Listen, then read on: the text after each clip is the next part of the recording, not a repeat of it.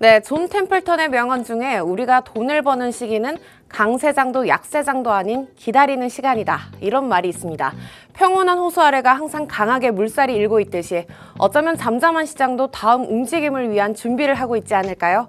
저희 오늘의 코인과 함께 새로운 도약을 함께 준비해 보시면 좋겠습니다. 저는 오늘도 여러분들과 함께할 진행의 장아주고요. 마감이 없는 크립토 시장에서 여러분들과 함께 힘차게 성공의 종소리 울려보도록 하겠습니다. 네, 크립토벨의 문을 활짝 열어보도록 할게요. 저와 또 간밤 뉴욕 증시 먼저 살펴보셔야 할 텐데 하루 휴장을 하고 난 뒤 뉴욕 증시 그래도 빨간불 켜줬습니다. 이렇다 할 재료는 좀 부족했습니다. 그래도 장 막판에 매수세가 들어오면서 강보합권에 마무리 지었는데요. 다우지수가 0.02%, 그리고 S&P 500 지수는 신고가를 경신했죠. 0.24% 상승했고 나스닥 지수도 0.07% 플러스권으로 안착했습니다. 그럼 이어서 오늘의 시장의 이슈는 또 어떤 게 있었을지 크립토 이슈들 헤드라인을 통해서 살펴보도록 하겠습니다. 미국의 비트코인 채굴 산업이 경제 성장과 일자리 창출에 큰 기여를 하고 있다는 연구 결과가 나왔습니다. 미국 내 비트코인 채굴 업계는 총 3만 개 이상의 일자리, 그리고 연간 41억 달러의 경제적 가치를 제공한다는 조사 결과도 나왔는데요. 이에 트럼프 대통령은 비트코인 채굴 산업을 적극적으로 지원한다는 입장도 여러 차례 밝히고 있습니다. 네, 두 번째 헤드라인 살펴보겠습니다. 최근 솔라나 기반의 밈코인들, 특히 그중 펌프펀의 리브리카가 이 스캠 이슈가 나오면서 솔라나의 하락세가 이어가고 있습니다. 그리고 또 투자자들의 불안감도 가중시켰는데요. 이에 솔라나의 약세에 베팅하는 숏 포지션이 증가하면서 또한 부정적인 전망도 나오고 있습니다. 또 3월 1일에는 솔라나의 2조가량의 토큰 락업이 해제될 예정이라 솔라나의 가격 추세도 꾸준하게 체크해 주시면 좋겠습니다. 네, 마지막 헤드라인 살펴보도록 할게요. 바이낸스는 파이코인의 상장 여부를 두고 커뮤니티 투표를 진행한다고 했습니다. 투표는 바이낸스의 잔액이 $5 이상인 투자자들만 가능하고요. 이번 달 27일까지 진행된다고 하는데요. 투표 결과는 단순 참고만 할 뿐 상장은 공식 검토 과정을 따른다고 전했습니다.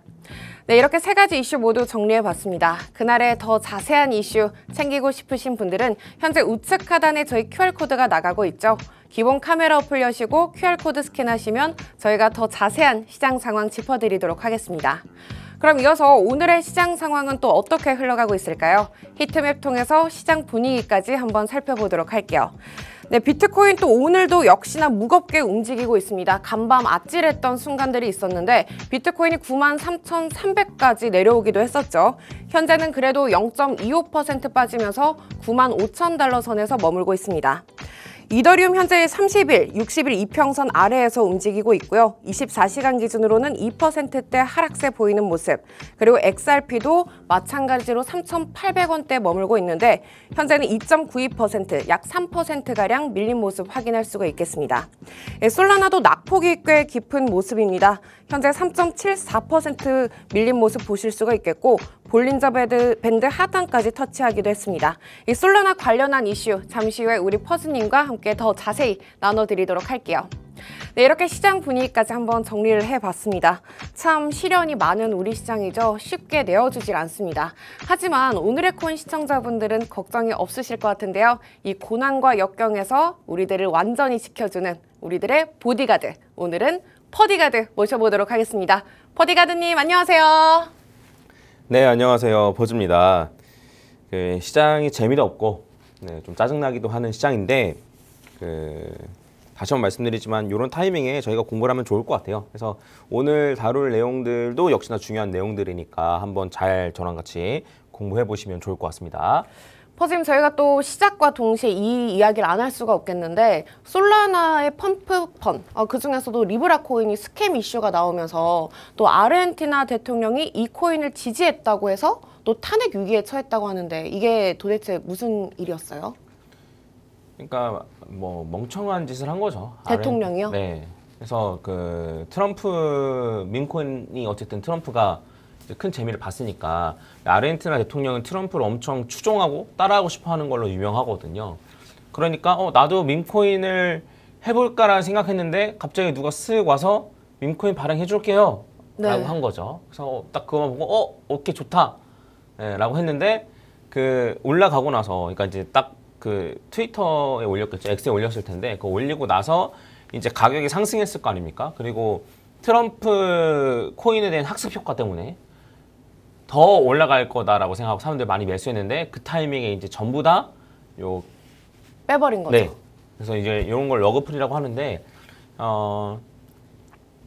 그러니까 이제 항상 저희가 고민을 잘 해야 되는 거예요. 밈코인을 몰빵해서 사거나 네. 무조건 올라간다고 생각해서 사거나 이런 거 자체가 사실 말이 안 되는 거고 그다음에 근데 이제 문제는 이 밈코인이 솔라나 기반에서 올라갔기 때문에 솔라나도 같이 하락세를 맞이하고 있는데 앞으로 그럼 솔라나 기반에 있는 코인들도 되게 많고 그럼 저희가 솔라나를 계속해서 좀 부정적으로 봐야 할 이유가 있을까요? 근데 이제 이더리움도 부정적이라고 그러고 솔라나도 부정적이라고 그러고 그럼 사실 살 코인이 얼마나 있을까 싶긴 해요.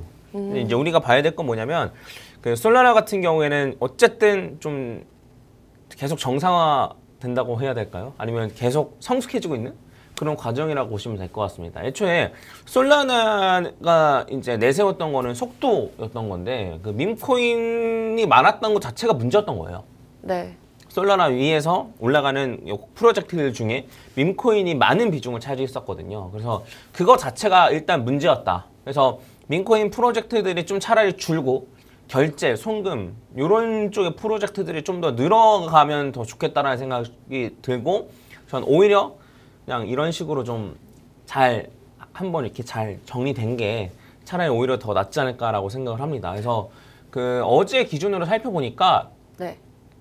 이더리움 위에서 올라가는 요 D앱들의 시총합이랑 솔라나 위에서 올라가는 D앱들의 시총합을 비교해봤을 때 한 7배 정도 차이가 나더라고요. 이더리움이 훨씬 높죠. 네.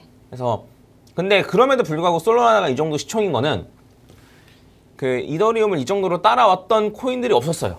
네, 그렇기 때문에 솔라나가 이 정도 시총이라고 보시면 될 것 같고 그 다음이 트론인데 트론 위에 올라가서 이제 작동하는 D앱이랑 이더리움이랑 이제 비교하면은 한 20배 넘게 차이 나요. 네. 네, 그래서 전 그럼에도 불구하고 솔라나가 지금 펀더멘탈적으로는 나쁠 게 없다. 라고 생각을 합니다. 그래서 이런 부분들을 잘 참고하시고 단순히 가격이 올랐으니까 샀어? 이러면 이럴 때 흔들릴 수밖에 없죠. 근데 솔라나가 어떤 코인이고 이런 플랫폼 코인이기 때문에 이 위에서 올라가는 D앱들이 중요하고 이런 것들을 잘 인지하고 계신다면 곧 있을 이제 솔라나 락업 해제 물량이 또 많이 쏟아져 나오기로 예고가 되어 있는데 이것도 그러면 그렇게 악재로 다가올 이유는 아닌 거네요? 그 당시에 이제 비트코인이 계속 하락을 하고 있다면 악재일 테고 근데 만약에 큰 불장이라면 그런 거는 다 무시하고 올라가기도 해요. 그래서 락업했을 때 무조건 떨어지냐라고 하면 그건 아닙니다. 과거 사례들을 봤을 때 그러니까 비트코인이 횡보하거나 아니면 횡보할 때도 이제 알트코인들이 펌핑하고 있는 순환 펌핑하고 있는 상황이면 그냥 락업 해제는 큰 문제가 아닌 경우가 많아요. 근데 비트코인도 조금씩 하락하고 알트코인은 더 많이 하락하는 지금과 같은 타이밍 같은 경우에는 이런 이슈가 터지니까 어쨌든 솔라나가 그것 때문에 하락하는 거죠. 근데 이것 때문에 무조건 떨어진다 라고 하기에는 네. 그 저희가 이제 리플 사례로 좀 봤듯이 리플이 그 게리 겐슬러가 이제 퇴임하기 직전에 초성을 이제 그 모든 리플에 대한 전면적인 거를 다시 다 항소하고 떠났거든요. 맞아요. 마지막에 젤을 뿌리고 왔죠. 네. 네. 근데 그거는 누가 봐도 악재잖아요. 근데 리플 가격은 그때 올랐단 말이에요. 네. 그런 것처럼 저희가 이제 단순히 이거가 터졌으니까 떨어질 거야, 더 떨어질 거야 라고 생각을 하실 게 아니고 펀더멘탈적으로 크게 문제가 없다면 그리고 이제 비트코인이 앞으로 계속 올해 이제 고점을 갱신할 거라고 생각을 하신다면 저는 이제 굳이 손절을 할 필요는 없다라고 생각하고 또 현금 있다면 좀 적립식으로 모아가는 것도 괜찮겠다라고 생각을 하고 있습니다. 네, 솔라나에 이번에 있었던 악재 같은 경우에는 단기적인 조정을 받을 수 있긴 하지만 그래도 펀더멘탈적으로는 무리가 없다라고 정리를 해주셨고 그럼 퍼즈님 저희가 또 지난번 수업에 이어서 또 엘리엇 파동 연동해서 이야기 들어봐야겠죠? 네. 엘리엇 파동 진도를 좀 나가겠습니다. 네, 저희가 계속 나가고 있긴 한데 과연 빨리 다 할 수 있을지가 의문이에요, 그렇죠? 근데 급하게 하지 않으려고요. 네, 그러니까 어차피 뭐 제 채널에도 많아요, 사실. 네. 같은 내용 많은데, 근데 여기서는 최대한 이제 예시를 많이 좀 보려고 합니다. 어제 했던 내용을 좀 하면 엘리엇 파동 보는 법과 그리는 법은 어쨌든 예전에 이제 설명을 많이 드렸으니까 넘어가고 어제 제가 팁이라고 알려드렸던 게 3가지가 있어요. 네. 첫 번째는 혹시 기억나세요? 큰 추세부터 보기. 오, 정확해요. 그래서 이제 차트를 보면서 같이 한번 얘기를 해보겠습니다. 네. 그러니까 큰 추세가 더 잘 맞아요. 이거는 부정을 할 수가 없거든요. 왜 큰 추세가 더 잘 맞을까요? 아무래도 단기적인 것보다 시장의 심리가 더 많이 들어가서인가요? 맞아요. 모범생 아닌가요? 이 정도면? 맞아요. 네. 그러니까 사람들이 더 많이 모이면 모일수록 사실 이제 더 차트대로 가는 경향이 크고, 그 다음에 주봉 관점에서 봤을 때나 1시간 봉 관점 봤을 때 비교해 본다면 당연히 주봉 관점이 사람들의 심리가 더 많이 모여 있다. 그래서 더 차트대로 간다라고 보시면 됩니다. 네. 그래서 이제 그 예시를 들어서 이제 설명을 드렸던 게 이제 지난번 장 같은 경우에는 이런 식으로 1, 2 한 다음에 추가적으로 3, 4, 5 한 다음에 확장으로 봐도 상관없고 아니면은 1, 2 한 다음에 3, 4, 5로 봐도 상관이 없어요. 그래서 결과적으로는 361.8까지 올라갔습니다. 그리고 그러면 요거랑 똑같이 보고 이번 사이클은 어떻게 진행되고 있는지를 좀 살펴보면 프랙탈 구조니까 얘를 이제 다시 1, 2로 볼 수 있는 거죠. 프랙탈 구조 중요합니다. 다시 한번 말씀드리지만.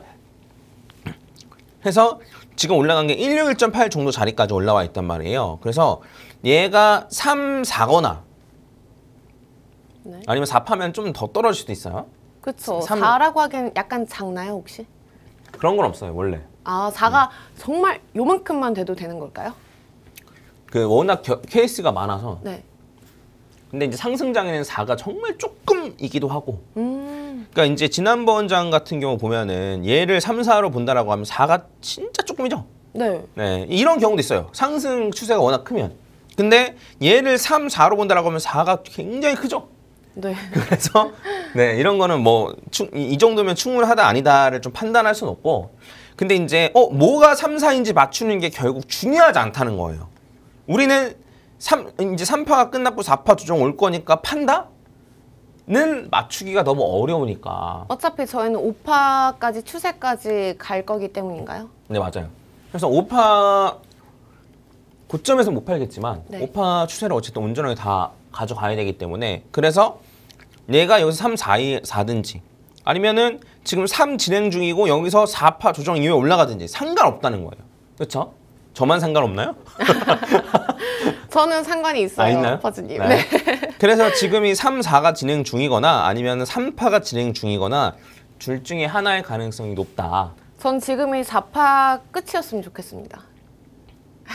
근데 이제 뭐 이따가 또 설명해드리겠지만 네. 어쨌든 큰 추세로 먼저 보는 게 좋다는 거예요. 그래야지 지금은 우리가 4파 조정이거나 아니면 3파 중에 있구나 라는 식으로 말씀드렸고 그 다음에 이제 팁을 하나 더 말씀드렸는데 뭐냐면 요 저점 조정의 저점에서부터 우리는 파동 카운팅을 한다. 네. 기억나시죠? 네. 네, 해서 누가 봐도 왜냐면 우리 헷갈리는 게 요거예요. 중간서부터 막 일렬 파동 카운팅 하려고 하니까 이상해지는 거예요. 중간서부터 하려고 하니까 요 아래에 있는 저점을 하면 누가 봐도 1, 2거든요. 그럼 이제 요걸 가지고 이제 일렬 파동을 저희가 이제 그려볼 수가 있는 건데 그래서 이렇게 해가지고 얘를 1, 2 그다음에 추가적으로 3, 4, 5 해서 여기까지 갔다라고도 볼 수 있고 아니면 확장해서 여기까지 갔다고도 볼 수 있어요. 네. 이게 딜레마예요. 그러니까 얘를 1, 2로 한 다음에 추가적으로 3, 4, 5로 그려도 되고 아니면 얘를 1, 2로 해가지고 3, 4, 5로 그려도 되고 경우의 수가 두 가지잖아요. 우리는 이 두 가지를 마지막 팁인데 두 가지 중에 뭘로 갈지를 맞추려고 하지 말고 네. 두 가지의 가능성이 전부 다 있다라고 생각하고 대응을 해야 하나요? 네, 이걸 매매 전략으로 커버해야 된다는 거예요. 이게 어쨌든 제가 이제 말씀드렸던 팁입니다. 근데 맞추려고 하지 마세요, 굳이. 시간 낭비예요. 네. 그러니까 다들 조정을 피하고 싶어서 좀 맞추려고 하는 경향이 있죠? 그렇죠. 그래서 객관식은 객관식답게 풀어야죠.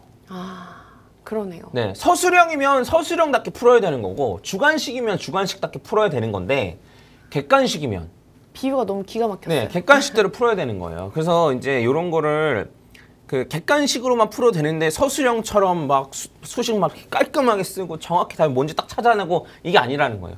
그냥 소거법으로 해도 괜찮고 네. 아니면 대충 봐서 맞을 것 같은 거 해도 괜찮은 거예요. 네. 맞기만 하면 장땡이라는 거예요. 그래서 그런 부분 좀 참고하시고 그래서 지금 파동 카운팅이 어려운 게 결국엔 이 두 가지 경우의 수가 전부 다 있기 때문에 어려운 거예요. 그래서 제가 이제 계속 좀 해드리면 얘를 1, 2로 볼 수도 있고 얘를 1, 2로 볼 수도 있다 그랬잖아요. 그럼 두 가지 중에 뭐가 맞는데? 라고 물어보시는 분들이 계시면 혼자 매매해보시다가 나중에 이게 맞다 싶으시면 다시 보시면 됩니다. 네. 네. 그래서 이렇게 두 가지 경우의 수가 있는데 그럼 먼저 얘를 1, 2로 보는 엘리엇 파동을 저희가 먼저 한번 그려볼게요. 그럼 이제 얘를 1, 2로 보고 얘를 1, 2로 보고 그 다음에 얘가 그럼 3, 4거든요. 그럼 정확히 얘도 161.8이랑 100% 사이에서 왔다 갔다 그랬죠. 그러니까 3, 4로 볼 수도 있다는 거예요. 그런 다음에 5, 8로 올라간 게 어디냐면 361.8까지 딱 올라간 게 여기예요. 그렇죠?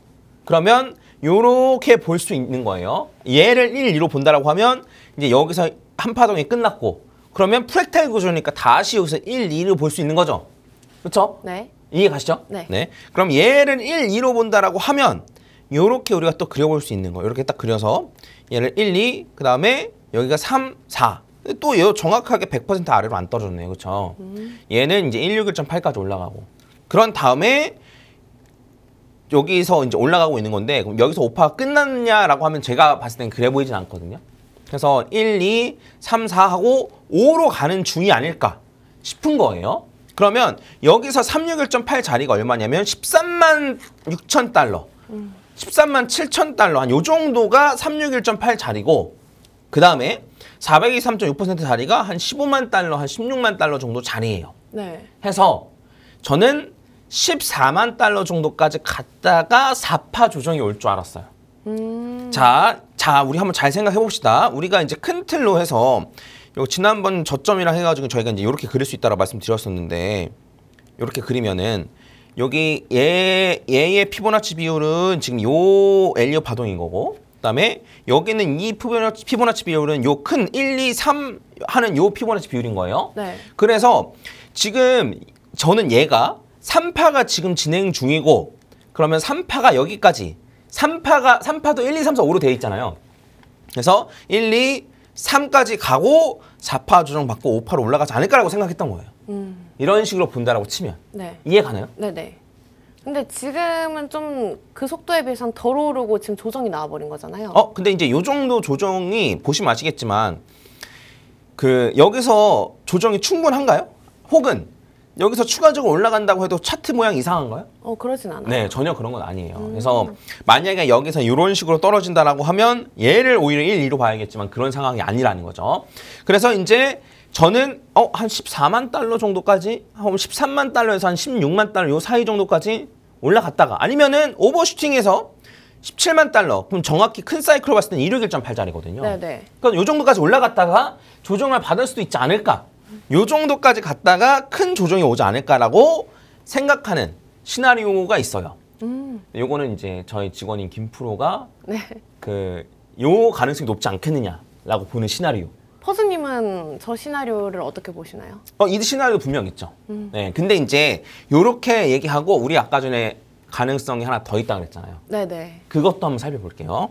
자, 그래서 이제 요걸로 보면은 이게 얘가 지금 3파가 지금 진행 중이고 어쨌든 3파가 한 14만 달러에서 한 17만 달러 정도 사이에 위치해 있고 그 다음에 4파 조정 받을 가능성이 높다 이렇게 말씀드렸어요. 그런 다음에 다시 이제 또 조그마한 사이클로 다시 돌아가서 네. 이번에는 아까 전에는 이제 얘를 1, 2로 봤던 거고 지금 얘를 1, 2로 볼 거예요. 네, 그러면 이제 얘 같은 경우에는 얘를 이제 1, 2로 본다라고 치면은 이렇게 1, 2 한 다음에 추가적으로 3, 4, 5까지 올라갔죠. 네. 그런 다음에 여기서 이제 조정을 받은 거예요. 그러면 프랙탈 구조에 의해서 얘가 1, 2로 볼 수 있는 거죠. 그렇죠. 그러면 얘를 1, 2로 봐서 이렇게 올라간다라고 치면은 얘 같은 경우에는 여기 이제 보면은 뭐 361.8까지 가면 한 22만 달러. 네, 423.6%까지 가면 26만 달러. 그래서 얘 같은 경우에는 얘를 1, 2로 보는 엘리엇 파동이랑 거의 고점이 비슷해요. 그래서 이렇게 볼 수도 있는 거예요. 그러니까 어떤 게 맞을지는 지금 알 수 있어요, 없어요? 없죠. 없어요. 그러니까 세부 카운팅은 좀 다를 수도 있지만 어쨌든 우리는 큰 이제 우파 고점으로 봤을 때는 가격은 좀 비슷한 거죠. 네, 그렇죠. 근데 이제 생각을 한번 해보면 어쨌든 2023년부터 가장 큰 조정이 여기였잖아요. 네. 그래서 얘를 1, 2로 보는 게 맞을 수도 있지 않을까? 가장 큰 조정이니까. 제일 그게 좀 그림이 확실해 보이긴 해요. 네. 그래서 그런 식으로 이제 저는 생각을 했던 거예요. 그러면 우리가 이제 생각을 해볼 필요가 있어요. 뭐냐면 자, 한번 잘 생각해 보시면 아까 전에 시나리오 같은 경우에도 올라가는 걸 생각을 해보면 한 14만 달러 정도까지 올라간다고 제가 말씀드렸죠. 네. 36 지금 이제 요 파동을 이제 카운팅 하는데 얘를 1, 2, 3, 4, 5로 본다라고 하면 한 14만 달러까지 간다고 그랬잖아요. 그렇죠? 얘는 22만 달러까지 올라가잖아요. 23만 달러까지. 희망회로긴 한데 진짜 그렇게 되면 갈 수도 있는 건가요? 이게 두 가지 시나리오를 그러니까 희망회로 이런 게 아니고 그렇지 않으면 네. 그러니까 파동 카운팅을 이제 사람마다 하는 방법이 다르겠지만 여기가 오파 고점인 카운팅이 없어요. 그러니까 요 사이클로 보면은 여기가 고점일 가능성이 높아요. 네. 요만큼의 사이클만 보면. 근데 2023년도 1월에 저점을 찍고 나서의 카운팅을 살펴보면 여기가 고점인 카운팅이 없어요. 무조건 더 오르긴 할 거라는 네, 거예요. 그러니까 그냥 오르든 조정받고 오르든 둘 중에 하나인 거예요. 그래서 첫 번째 시나리오 같은 경우에는 14만 달러에서 한 17만 달러를 말씀드렸고 얘 같은 경우에는 최소 22만 달러, 최소라고 말하니까 계속 또 뭐 그러시던데 네. 그러니까 일반적으로 22만 달러 이상인 거예요. 그러면 이런 상황에서 저는 뭐라고 말씀드리냐면 지금 그냥 올라가든 조정받고 올라가든 어디까지는 올라간다? 14만 달러까지 올라간다. 1번 시나리오, 2번 시나리오 둘 다 14만 달러 이상까지는 가는 거잖아요. 둘 다. 네. 1번 시나리오는 14만에 17, 2번 시나리오는 22만 달러보다 높은 거니까 22만 달러까지 간다라고는 무조건 간다라고 말을 안 하는 거죠. 1번 시나리오일 수도 있으니까. 근데 어쨌든 여기서 그냥 올라가든 조정받고 올라가든 14만 달러까지는 간다라고 말을 할 수가 있는 거예요. 네. 이해 가시죠? 네네. 네, 해서 시나리오가 두 개인데 무조건 하나를 맞춰야 가지가 아니고 두 가지 시나리오를 봤을 때 지금 상황에서는 요 정도 공통적인 가격대 여기까지는 하나는 14만 달러, 하나는 22만 달러니까 그럼 14만 달러까지는 갑니다. 라고 이제 제가 이제 말씀을 드리는 거예요. 그래서 이러한 것들을 지난번에도 이제 말씀을 드렸던 게 요거 뚫고 올라갔을 요거 뚫고 올라갔을 때 여기 네. 요 자리 뚫고 올라갔을 때 얘를 1, 2로 보든 얘를 1, 2로 보든 상관없이 5만 달러까지 가요. 두 개 시나리오가 전부 다 5만 달러까지 가는 거예요. 그러니까 저는 5만 달러까지는 갑니다라고 말씀드리는 거고 요번 같은 경우에도 14만 달러까지 간다. 근데 14만 달러가 고점이냐라고 물어보면 저는 그건 아니라 거라고 생각해요. 그렇죠. 여전히 25만 달러까지 갈 거라고 생각하는데 14만 달러에서 큰 조정을 생각을 해볼 수 있는 거죠. 네. 예, 그래서 이런 식으로 생각을 하고 차트를 보시고 하시면 좀 수월하지 않을까. 그럼 저희가 14만쯤 왔을 때 조금은 조정을 피할 수 있는 여력도 있을까요, 버즈님? 근데 14만 달러에 조정 안 받고 그냥 아. 바로 한 22만 달러까지 바로 다이렉트로 올라가면. 그럼 저희는 계속해서 기다리는 수밖에 없겠네요. 네, 그래서 어떻게 대응하는지는 뭐 나중에 저랑 같이 또 한번 생각을 해보시고 오늘은 엘리엇 파동을 저런 식으로 그리는구나. 퍼즐은 저렇게 파악하고 있구나. 그러면 저는 큰 사이클에서 이제 중간 사이클까지 분석을 한 건데 네. 거기서 한 번 더 들어가서 분석을 한번 해봐야겠구나. 이런 식으로 안으로 파고 들어가면서 그래야지만 카운팅이 그나마 좀 정확하거든요. 그래서 이런 것들을 한번 잘 참고하셔가지고 그리는 연습을 지금 비트코인만 가지고 그렸었는데 네네. 뭐 그리는 연습을 많이 해보셨으면 좋겠고 그다음 어떤 거를 하시면 좋냐면 금은 차트가 잘 맞아요. 비트코인보다도 잘 맞나요? 그렇죠. 네네. 금이 시총이 훨씬 크니까요. 네네. 그다음에 뭐 나스닥, 뭐 애플, 엔비디아 뭐 이런 것들을 가지고 코스닥으로는 하지 마시고 네. 네 이런 걸 가지고 좀 이제 한번 작도를 그려보는 연습. 그리고 하나 추천드리면 JYP. 네. JYP가 차트가 기가 막히게 맞거든요. 네네. 그래서 이런 것들을 한번 연습 한번 해보시면 좋을 것 같습니다. 네, 오늘도 저희가 퍼즈님과 함께 엘리엇 파동에 대한 이야기를 한번 해봤습니다. 저희가 14만 달러 그리고 22만 달러의 두 가지 또 세부 시나리오를 주셨는데 세부 카운팅에 연연하기보다는 저희가 또 추세까지 끝까지 함께 저희와 함께 확인을 해보시는 게 좋겠습니다. 매일 아침 여러분들과 함께하는 이 시간 저희 오늘의 코인과 함께 구체적인 투자 전략을 세워보시면 좋을 것 같고요. 아쉽게도 저희가 준비한 시간이 여기까지입니다. 저희는 내일 이 시간에 또 찾아오도록 할게요. 아울러 본 방송에서 제공되는 정보는 투자 판단을 위한 제안일 뿐 해당 종목의 가치, 상승, 하락은 보장하지 않는다는 점 참고 부탁드립니다. 그럼 오늘의 코인 시청해주신 여러분 오늘도 고맙습니다.